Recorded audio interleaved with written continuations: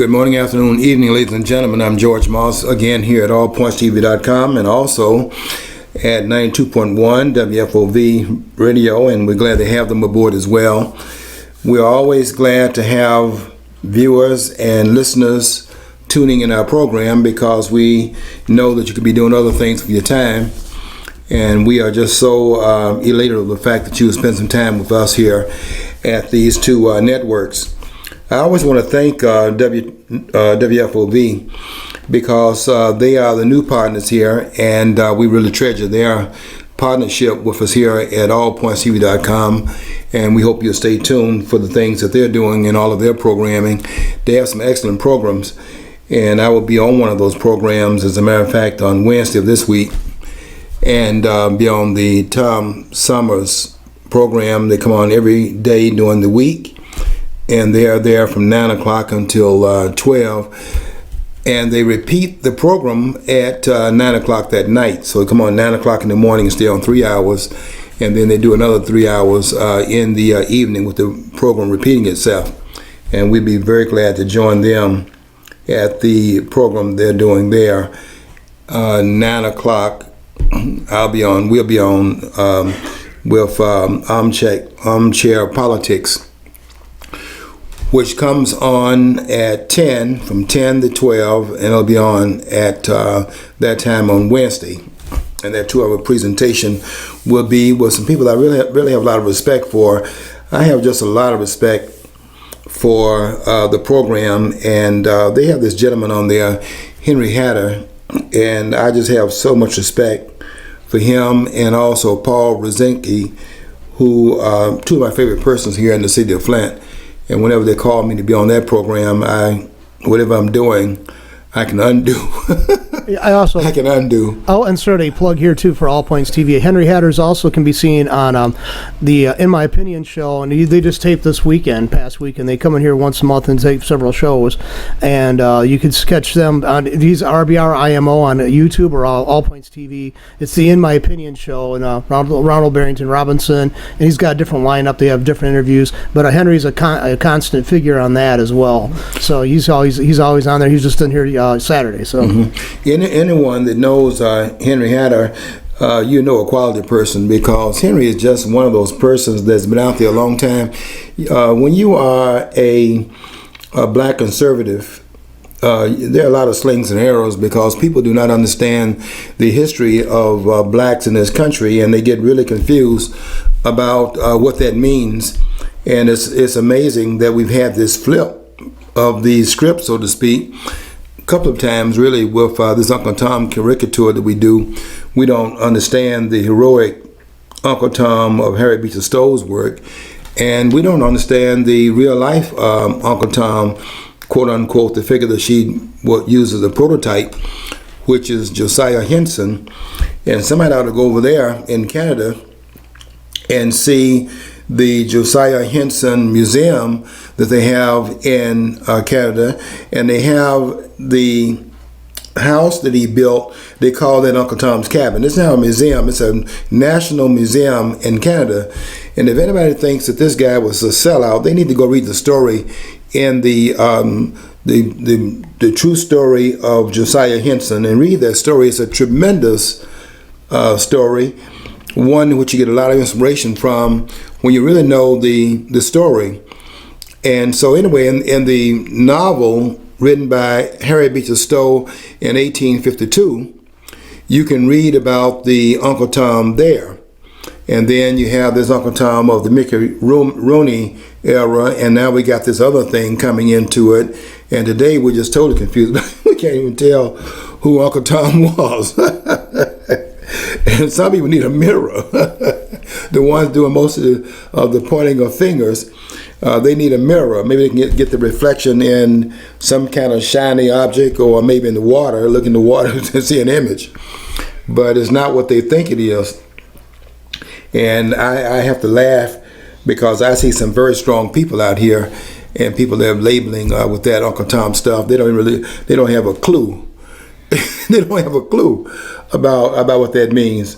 But those of us in history, we laugh because we do have a background in the area and can bring some some understandings to it, which I intend to do, by the way, on another radio program that's going to come on, that I'm going to be on this Saturday and also the following Saturday, the 14th and 21st. And I'm looking forward to that because I plan to do some re-educating people on what is called a civil war.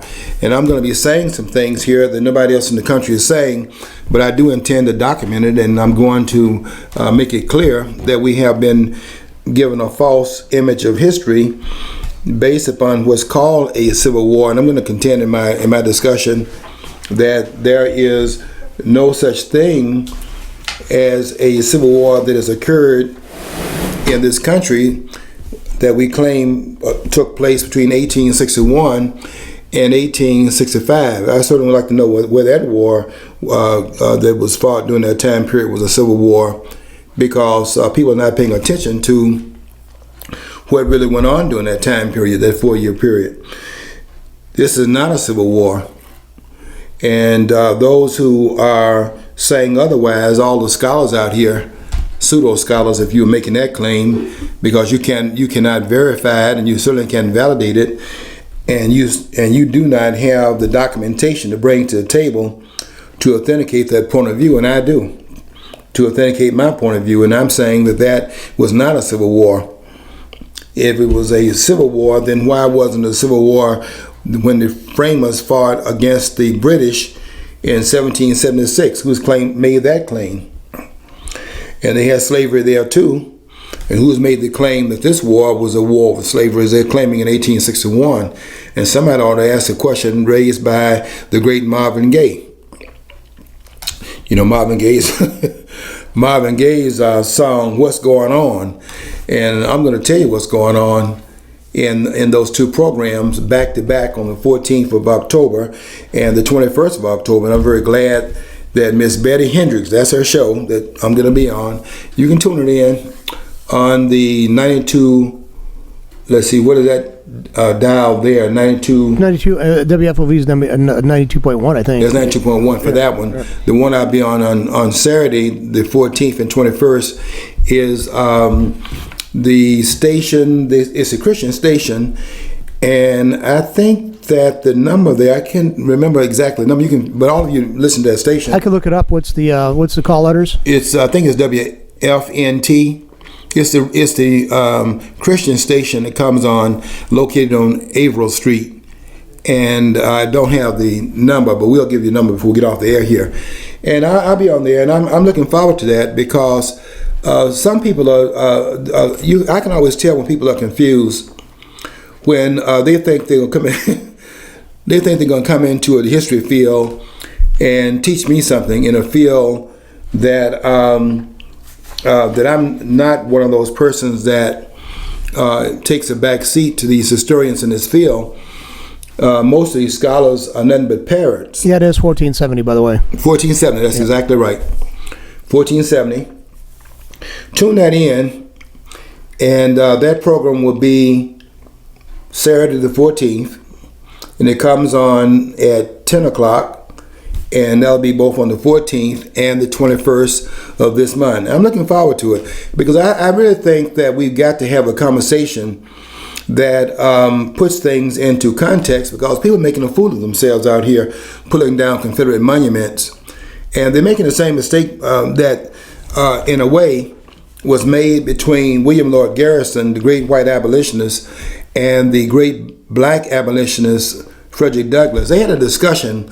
The two of them were at odds with each other on one fundamental point. They were together on most of their points. There's one point, though, where there was a disagreement, and that was upon the Constitution and whether or not it was a pro-slavery or an anti-slavery document. And Garrison took the position that it was a pro-slavery document. And the black abolitionist, Frederick Douglass, the great Frederick Douglass, probably the greatest black son this country's produced, one of the great voices of the abolitionist movement, and one of the great Americans of all time. I would put him up there with such persons as any of the framers, any of the founders. Douglass is a premier voice in history. And Garrison was too. I don't want to take anything from Garrison, but Garrison was wrong on this point that he had in terms of the pro-slavery aspects of the Constitution. The Constitution is as Douglas said it was. It is an anti-slavery document. But the confusion that Garrison had and many others had at that time, and some have today, is that because it recognizes slavery, they think because of that recognition, therefore it is a pro-slavery document. You can recognize something and also be in the standing against it, but to recognize it so that its presence does not prevent the larger issue, which was the bringing into fruition and bringing into existence the nation, which is what they're trying to create in 1787. You ring a valid point too, because something mentioned it. A good look at the Declaration of Independence. Yeah. That's a list of grievances against King George III. Mm-hmm. If somebody just read that out of context, they're saying that would be agreeing with those practices. So it's a good valid point you're making right there. Yeah, it's a point that's missed by a lot of the scholars. I'm in the correction business. You make your living by the life of the man, meaning that you're being paid to think, and that's why a lot of these scholars in these universities do not go into the classroom. They send the surrogates in there. I was one of the surrogates. I was not on a tenure track. The tenure persons are the ones that are put there to think. And I think that there's a prohibition in most of the universities where if they're teaching more than 12 hours a week, then that university is put on notice, because that's not what they're there for. They're there to create new understandings. And you have to have time in order to do that. And they bring in surrogates or the lecturers who are giving them the leisure time to do their part of it. The university works on two different tiers. One is the thinkers inside the university, the ones who are doing the writing and creating, new knowledge and understandings. And then they have to have time to do that. So the other tier are the ones they bring in who are not the tenure track persons. And they can have PhDs and things like that, like the others do. But their track in the university is that which relinquishes some time to those premier scholars who are doing the university's legwork. And this is where the scholars are talking to each other. And the prestige comes out of this university has these scholars and residents who are doing these kinds of critiques of documents and writing books and things of that sort that increases the knowledge of the society. And those intellectuals, I don't use the word intellectuals too much, I use the word scholars. And these scholars are the ones who are writing so that other scholars can read their writing and everybody can expand upon the knowledge base that's inside the universities. And they can say, these scholars wrote this at the University of Michigan, or they wrote it at Eastern Michigan University. And the prestige comes about by the scholars and what the scholars claim that's above scholars in other universities and so on and so forth. And I think Harvard takes a bow to being the premier institution along that line. But I just think we have to set the record straight.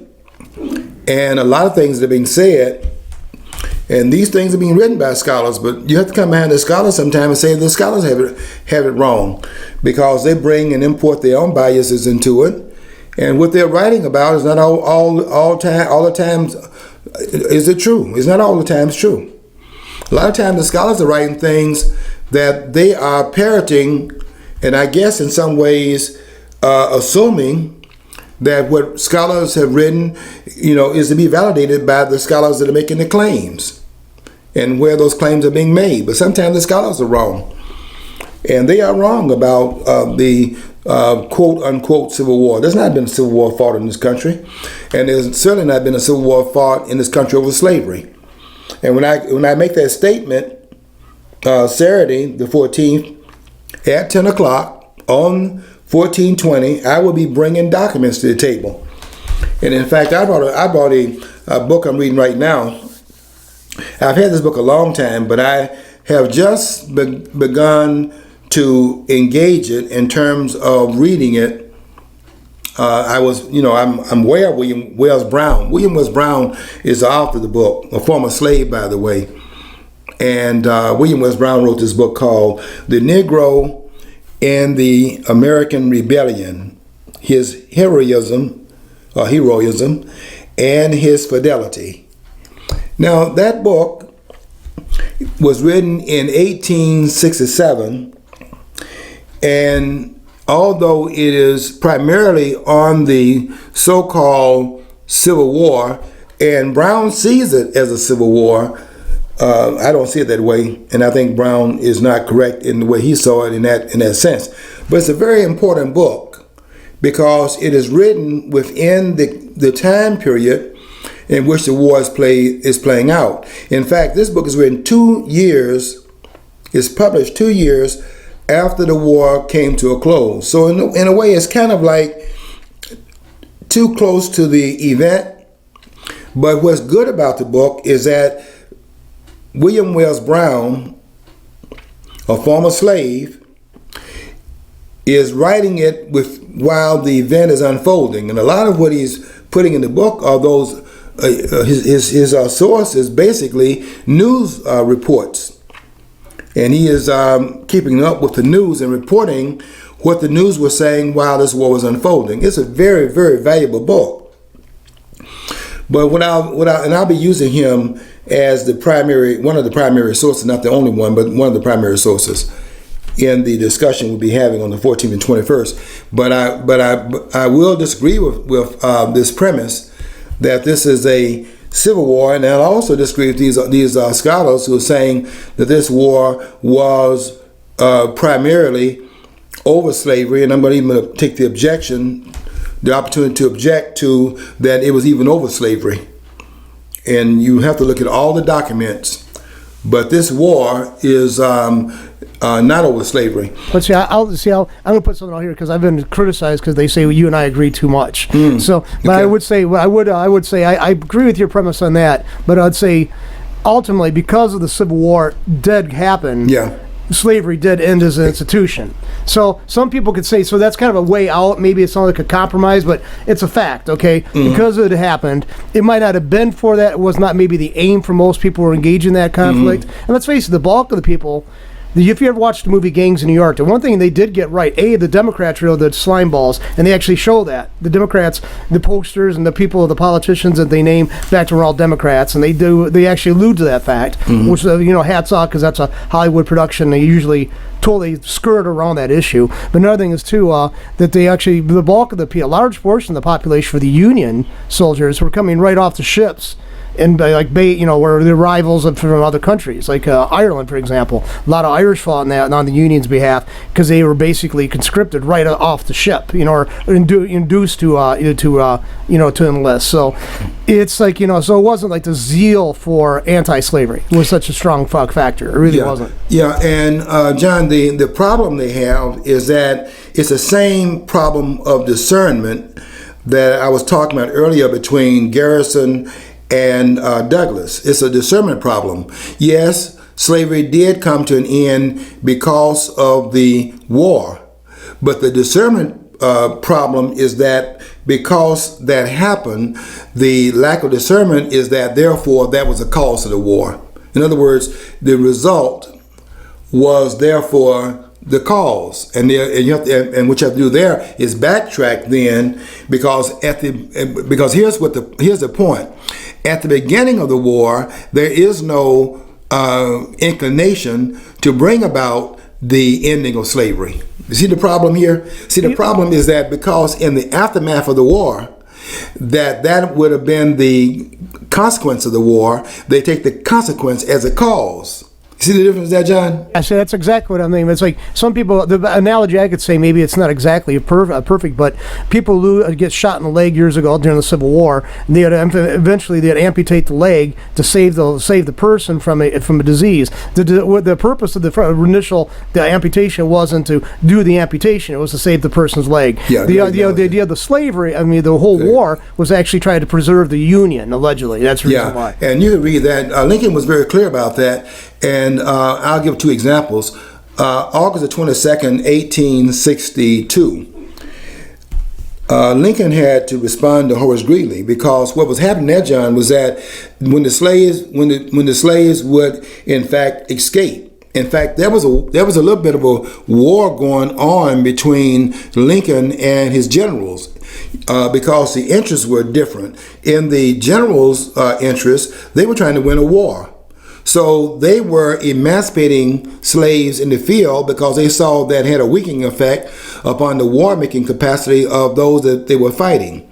But Lincoln, then the politician, who had not come to that resolution, and he had not was not in the field fighting, he's a politician in Washington, he's a bureaucrat. He is in fact taking umbrage to these generals like General Hunter, like Butler in New Orleans. And these generals are emancipating, and I'd be darned if Lincoln is going to allow his generals to take that upon themselves to bring about emancipation. So he was in fact restoring them and saying no. He's canceling the proclamation in the field. Now, Horace Greeley, who is the publisher of the New York Tribune, is asking if Lincoln is in fact rescinding emancipatory measures and returning the slaves to their masters, then what in Sam Dickens are we fighting this war about? And that's what prompted Lincoln to then clarify how he sees this war. And on the 22nd of August, 1862, Lincoln writes, and he's writing it pretty much to Horace Greeley. He says, "My paramount object in this struggle is to save the Union, and is not to free any slaves. If I could save the Union by freeing none of the slaves, I would do it. If I could save the Union by freeing some of the slaves and leaving others in slavery, I would do it. Or if I could do it by freeing all the slaves, I would do it. But what I do about slavery in the colored race, I do it because I believe it preserves the Union." And that is in August. Now, the next month, on September 22nd, he is now saying that the war-making capacity of the South is a lot stronger than he thought it was, and they're not laying down their arms, although they've been given all kinds of caveats to do that, including what Lincoln said in his first inaugural address, which was given on March 4th, 1861. And Lincoln had, in fact, endorsed the Corbin Amendment, although it's not mentioned in his address. He is in fact alluding to it and saying that he favored the address. Corbin was a senator from Ohio. And the amendment that's being proposed by Corbin was to make slavery a institution that could not be tampered with ever by placing it in the Constitution as the 13th Amendment. It would have been the amendment that would have taken the place of the amendment, ironically enough, that ends slavery in the United States. But you see, the 13th Amendment is the amendment that's added to the Constitution after the war came to a close. But during the war, there were some that were advocating the perpetuity of slavery. You see what I'm saying then about how slavery coming to an end is a consequence of a war. It is not the cause of it. And is that lack of discernment between the two that's got these scholars confused. They are confused. I'm not confused about it. And I plan to clear this up on Ms. Hendricks' program. She has a great program that she does at 10 o'clock. She always does a history segment. And I'll be brought in to do that segment for her on her program on the 14th and the 21st. So you all stay tuned to that, because you think you are waiting, and some of you think you're waiting, and you told me on one of the other programs I was on that you were waiting and you were lying in waiting for me to come on this other program that comes on an hour earlier than that. And I was on that program, I think, 3 or 4 weeks in a row. but the lack of clarity is a problem that you have by parrots that are repeating the same nonsense about this war. And I'm going to say again on that program, it's not a civil war, because a civil war is not a war fought when two countries are fighting each other. We're going to take a break right now, and we're going to come back with 92.1 WFOV on the other side of the break.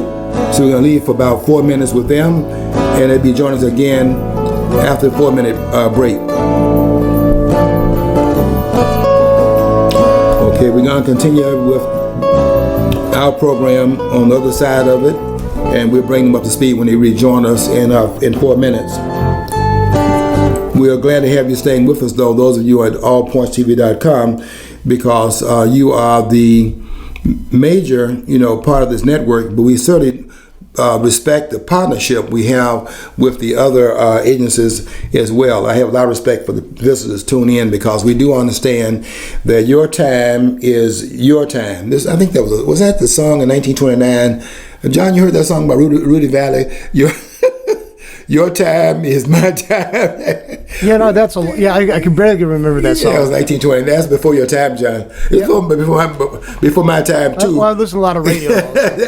That's when radio, we didn't have a lot of television. I don't think television was into it was like the 1950s. When television was coming into its own right. But in 1929, Rudy Valley came out with that song, My Time is Your Time. I mean, when I was a kid, I had to play catch up with the current music scene, because my dad was a big band listener, and so I was listening to like Tommy Dorsey and and all that stuff. So I was kind of out of sync until I had to really speed it up and catch up with rock. I mean, the first band I really loved was the Who. So, but anyway, the big band you mentioned, Tommy Dorsey. Tommy Dorsey used Elvis Presley, because young people, we had to go to the orchestra once a year in elementary school. They would have a half-day of school, and they were trying to get you into the culture, the classics, and they would have you go down to the Birmingham. I was in Birmingham, and you go to the Birmingham Auditorium, and you would have all the schools down there, and they would have the orchestras playing, and the violins and the bass and all those instruments. And we couldn't appreciate that stuff. We wanted to listen and watch Elvis Presley's hips, Elvis the Pelvis. So they finally caught on to what we went into, and so they brought Elvis Presley. John, are you aware of this? They brought Elvis Presley on the Tommy Dorsey show. It was one of the producers of it was Jackie Gleason, and who his program followed Tommy Dorsey. So they wanted to have those viewers tuning in the Jackie Gleason's program, The Honeymooners. So they put Elvis on there. Now look at the contradiction here. They'd have Elvis hips going, and we wanted to see that, and Tommy Dorsey would be in there. We don't want to see Tommy Dorsey. That kind of that's worse than Lawrence Welk. We didn't want to see that, but they had Elvis on there. And then they would have the Tommy Dorsey show with Elvis on it, then folding into Jackie Gleason. So they had us riveted there for the next program, because we were there watching Tommy Dorsey. And that's how they worked that. And when he came out there talking about, you ain't nothing but a hound dog. Then they had Steve Allen. I don't know if a person can follow this or not, but they had Steve Allen program coming on Sundays. And they wanted to make a mockery of us. We were young people, listening to that. You ain't nothing but a hound dog. And they just thought this was crazy. So because the older folks wanted to listen to Perry Como and all of those, Williams, what was Williams' first name? And they had all that, hold your hands while you're singing, music, Left My Heart in San Francisco. Who want to hear that stuff? And then they had this other guy, this baritone, Gourmet, singing, and they were, that was their music. We were up there singing with that music, rocking. Glad to have you back. Glad to have WFOV back with us at 92.1. We haven't left too far from where we were when you left, and we're always glad to have you back. And so welcome back again to the program here at allpointstv.com called What's Going On. I'm George Moss here again, and we're always glad to have you with us. Stay tuned for the next 25 minutes or so, and we'll be wrapping this up about that time period. We're just simply kind of in the interim time talking about some other things, mentioning the how we had some of these musical aspersions that took us into another zone of understanding. But I do remember, I was talking about Rudy Valley. Nobody can relate to Rudy Valley, but Rudy Valley had their song out, "My Time Is Your Time," and these songs remind you of another era that we can't even relate to that era now because we're so far removed from it. But I want to just kind of keep people aware of that. New times bring new understandings, and we have got to move past some of the old understandings in terms of history, because new understandings have been brought into it, because we can see things now with greater documentation. And I don't see this war, the so-called Civil War, the same way everybody else sees it. And I think the scholars have got to reconsider what they've been saying all these years, because now we're seeing that it has a divisive component to it. People pulling monuments down, and they know not what they're doing, and people are kneeling. And what game was that the vice president was at yesterday? I think it was the Colts. The Colts. Yeah. The Ravens wasn't. Was it the Colts or the Ravens? I think it was the Colts. That's what I read. That's why it was the Colts. Okay. Yeah. Then that's what team would that be? There's in Indiana. So. Indiana. Okay. Yeah. He went to the game. Yeah, that's right. Because Spence was there, and Spence is the former governor of Indiana. They're trying to blame Trump for that, by the way, saying that it was a plant, and they wanted to make a statement by the governor, the former governor, now the vice president, getting up after they were down there kneeling, and during that time, the vice president makes a grand exit, not an entry, a grand exit, and exits out. Evans left the building, right? So here's Pence leaving the building, and just simply exit out to make a statement. And they are making a statement, by the way, and the statement is that this is behavior that is coming out of a falsification of history, and is also a falsification of the present, because I know they're feeling so oppressed. They showed the house of this guy named Colin Kaepernick. If that's oppression, we need to have all the people living in these depressed cities go over there and live in that neighborhood. That's oppression. We need some more of that. I don't know why they're down there on their knees, because that's kind of oppression that I think most persons would like to have. Besides, another thing is too, these guys, I mean, okay, I personally think the First Amendment does allow them to protest. To some degree, there's protest. I mean, I don't really have issue with that. Of course, it could be argued because the employers want it, they have to submit, to whatever the employers want as a condition of employment. That's also, maybe a valid point. I'm not a legal expert, but all I can say is that I don't understand at this point of attainment. What are they protesting against? Are they donating money to help causes that would come maybe for public bolstering public defenders' offices and have better paid people on staff like that? Are they giving money towards those kind of things that actually would prevent these social injustices they see? No. They let's face it, they're paying their taxes, but they're trying to find. They also got accountants who are probably trying to, eliminate their tax bill as much as possible. So why don't they start writing checks to these legal aid groups out there? Well, like legal services. So people who might be get railroaded because they can't buy an attorney on their own, they that's what you buy their services rather. Why can't they start? That's just popped in my head. Why can't they start writing checks to these groups so help make sure that everybody's got a better chance of better legal counsel if they ever have to run afoul of the law? Why don't they do that? That kind of stuff. Yeah,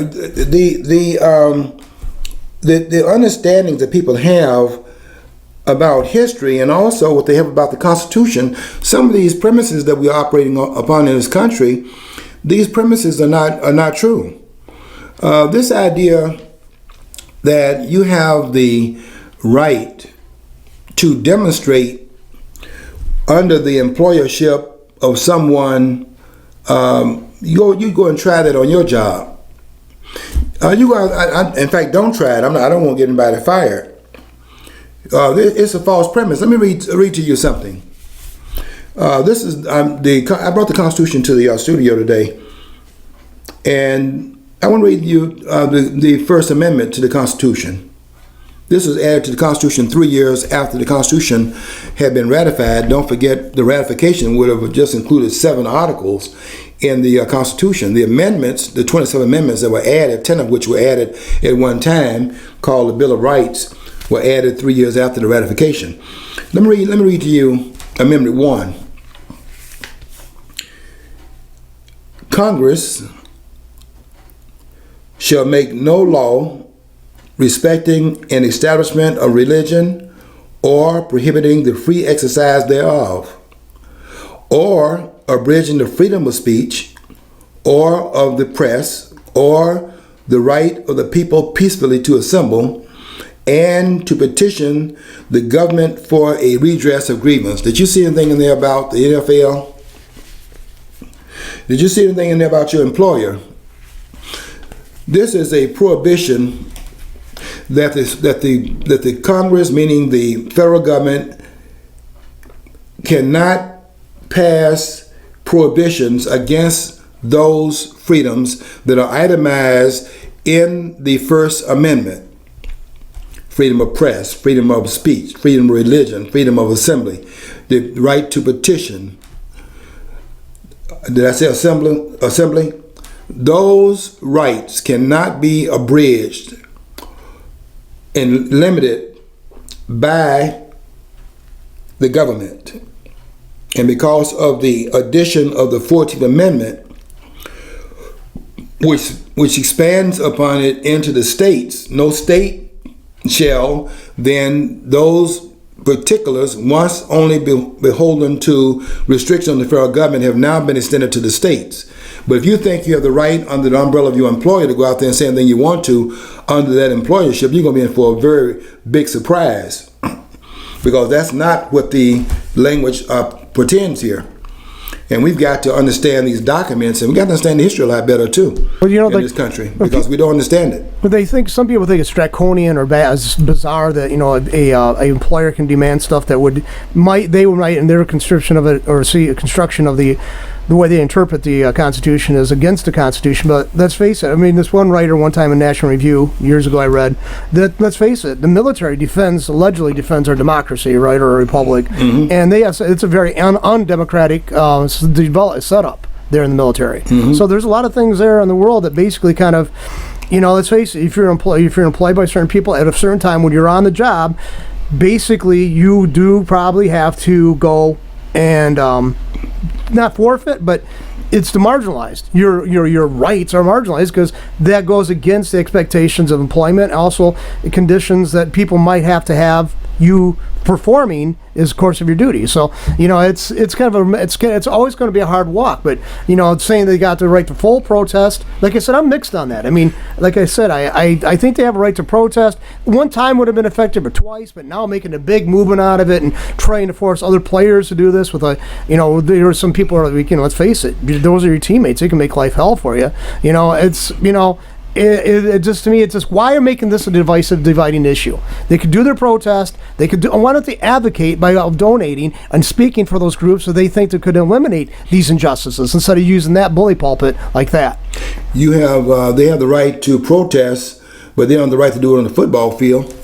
The employer has the right to sanction that or not sanction it. They're claiming they don't have that. This is expression. Well, when they go in the end zone and start dancing, is that expression? Why are they limiting that?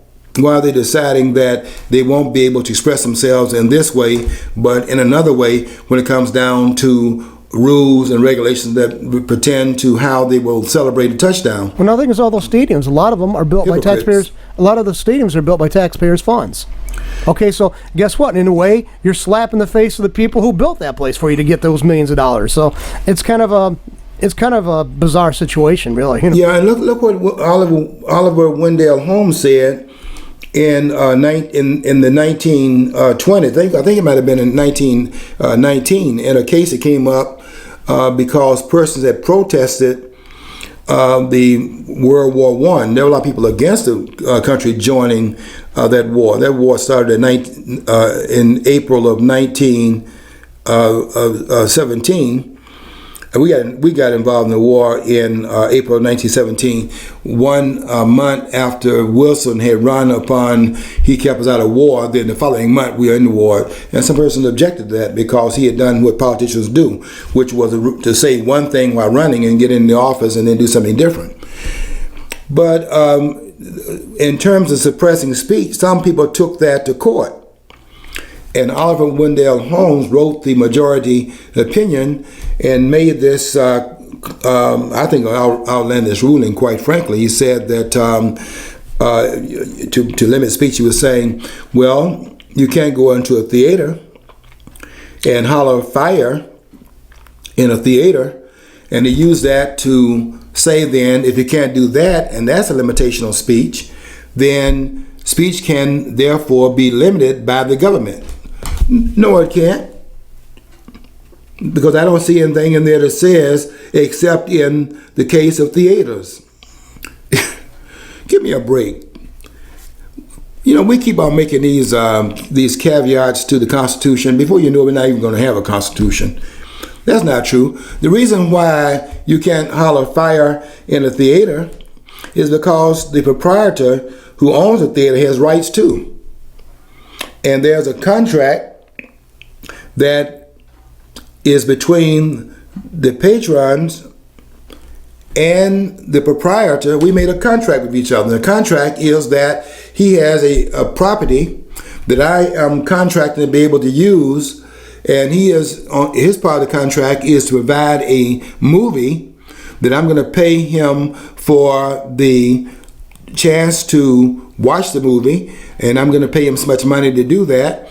He's contracted with me to provide the movie, and he's going to make it so that I can watch the movie without being interfered with. And that is a property right that he has. Now, the court took a non-issue, which was the right to, for the person that had the right to holler fire in a theater. Nobody holler fire in a theater. They use that as a way of making it appear to be reasonable to say, then we can prohibit speech.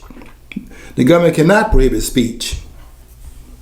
It is just like the same thing that they're doing right now in the aftermath of what occurred in Las Vegas. You can claim all the noise you want to. The government does not have the right to limit guns in this country. And certainly cannot. Let me read you Article 2, Amendment 2. They certainly cannot ban. They're talking about banning guns. You can't ban guns in this country. The Constitution is very, very specific about that and absolute. And I'll explain why the language is absolute language. Let me read this language to you about that. It says, a well-regulated militia being necessary to the security of a free state, the right of the people to keep and bear arms shall not be infringed. That's absolute. Now, why is the language absolute? The language is absolute because the language is a prohibition against government. And it would be a contradiction for the language to prohibit the government from doing something and then have the government to decide whether or not it's going to abide by it. That's why it speaks in absolute terms. The government cannot come into the Second Amendment and make any abridgment of it. Let me read it again. A well-regulated militia being necessary to the security of a free state, the right of the people to keep and bear arms shall not be infringed. And what is and infringed by whom? The government. Because the prohibition is against the government. That's what people are missing out here talking about gun control. I wrote in an article that the Second Amendment is written to limit the guns of the government. That's what it's written for. Why you think it's in the Bill of Rights? It's in the Bill of Rights in order to limit the guns of the government. I don't mean to eliminate the guns of the government, but to limit what the government does with its guns.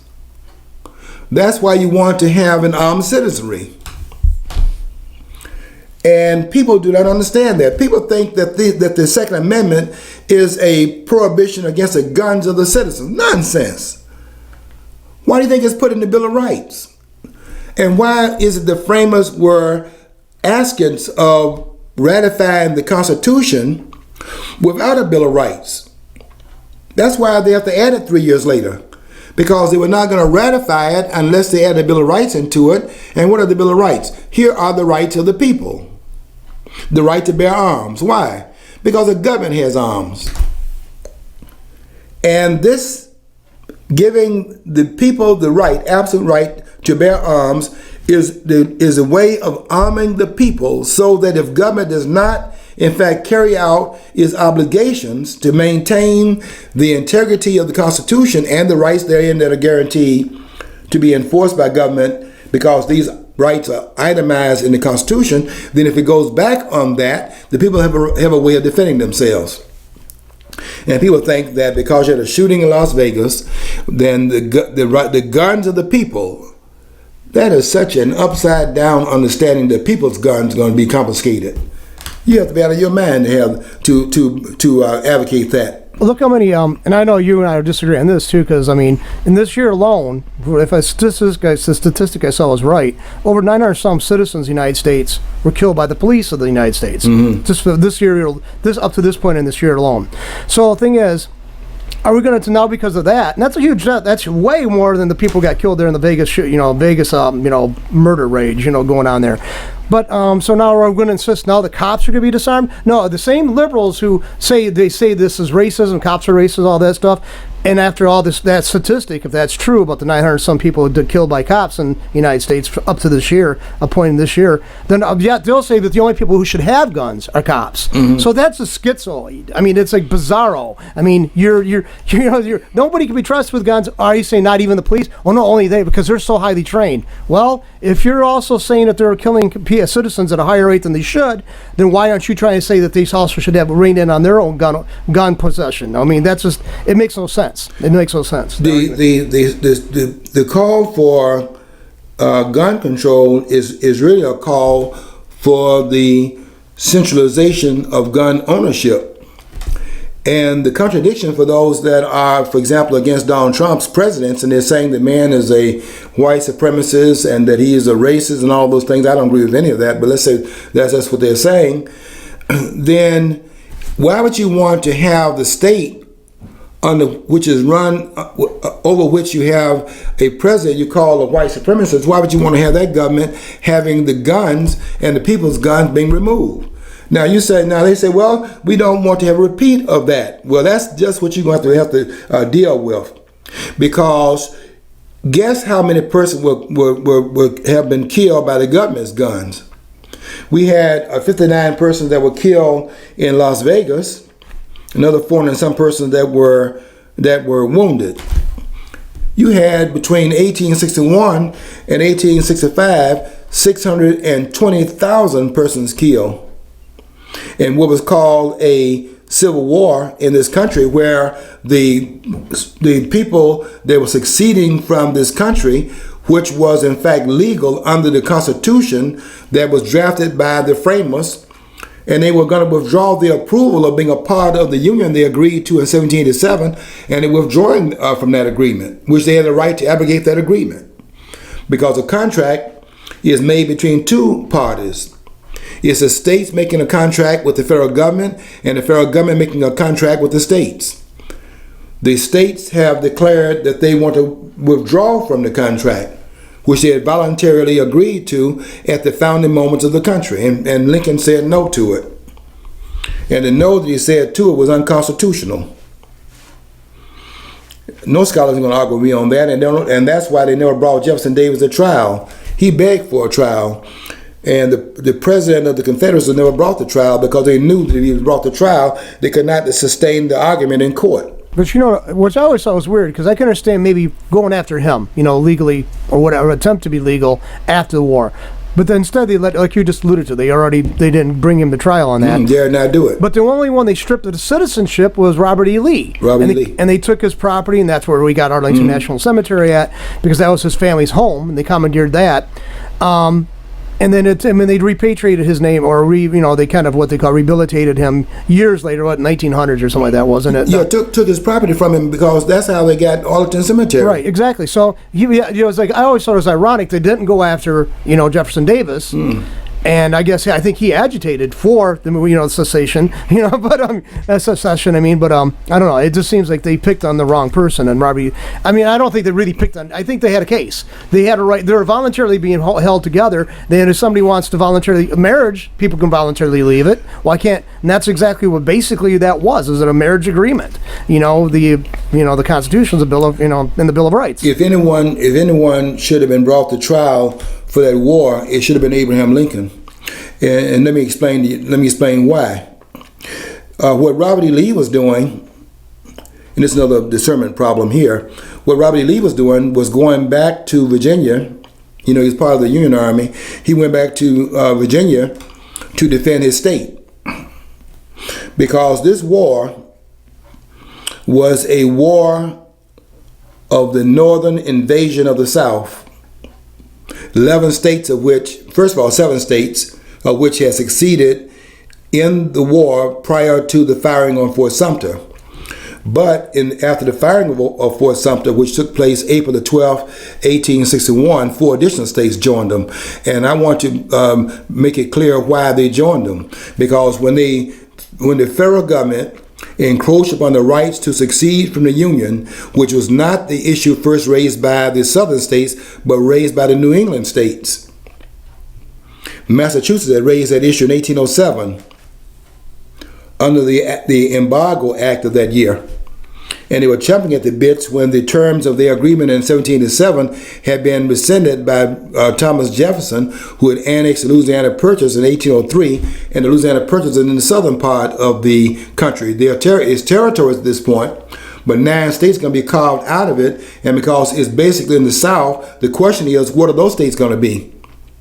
And Massachusetts has a concern about that, because to give Southern power out of that then will limit the power of the Northeast.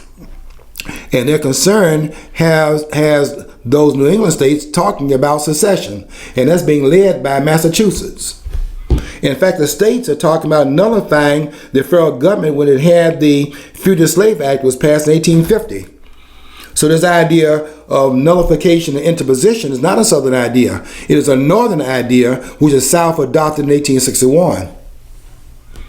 The history has to be rewritten, because we have gotten a false understanding of it. And if we understood it, we would not be doing 2 things right now. One, pulling those monuments down, and the other one would not be bending down on our knees. These football players would not be bending down on their knees on Sunday and desecrating the flag, particularly the black football players, if they understood William Carney. William Carney was one of the members of the 54th Cavalry, the 54th Regiment, the one that came out of Massachusetts and were fighting in the so-called Civil War. They looked for William Carney because after that war was over, people had questions now about whether or not the blacks would fight. They did not have that question after the fighting had occurred. First of all, at Milliken's Bend in New Orleans, and then later on in 1863, when they fought at Fort Wagner, that issue was put to bed there as well. But William Carney was not the flag bearer, the color bearer they would call it, the flag bearer at that time. The person who was carrying that flag was another person there in that all-black army. And when he fell, William Carney grabbed that flag, and although shot and wounded and so on and so forth, and going to the hospital, he still had that flag in his hand, and he said the old flag never hit the ground. And there were people that had heard that story, that were looking for an authentication of that story. William Carney, they were investigating it, trying to find out if that story was true, because they had never seen anything like that before. You think you would be talking about kneeling down when the national anthem is played if you knew that history and some of the others as well? What about the history of that person who was fighting alongside in the 54th later on after Fort Wagner, because they never took Fort Wagner, but that army had made its mark, and wherever 54th showed up, they knew they had some fighters in their hand. One person was wounded next to the general. He told this person, leave the battlefield and go to the rear and get some help, because you're wounded. And the guy went to the rear and came back. And the general looked over there, and this guy back up there shooting again. He said, didn't I tell you to go to the rear and get some help? The guy followed the orders again, went back there and came back with his with a handkerchief tied around his leg. And he's back there firing again. And the general finally says that I decided, therefore, to keep him up here, because the guy would not leave the battlefield. And they're on their knees. You got to be kidding me. These people don't understand history. And they know not what they're doing. If they knew what they're doing, they'd be up there standing up for that flag, that black people as well as other people fought for that flag. But they don't understand that, because the history has been discombobulated. And I'm going to clear it up in that program this coming weekend, 2 weekends in a row. I'm going to clean that up. And we're going to get a better understanding of this war, what this war is really about. Okay. That's enough for one program. Don't forget now, on the 14th, next Saturday, we'll be having a program at the McCree Theater. It comes on and starts at 1 o'clock. It's going to go on for 3 hours from 1 o'clock to 4. And it'll be at McCree Theater, 2040 West Carpenter Road. And they're going to have a empowerment conference called The Challenge of Race and Racism in America. And it's going to be a very good program, bringing a speaker named Amin Nathari. I want you to be there for that. Okay, got to get out of here as always. We're always running over time. Want you to stay tuned to all the programs here at allpointstv.com and also 92.1 WFOV radio. Until that time, want you to follow your dream, because if you don't follow your dream, you'll never know what's on the other side of the rainbow.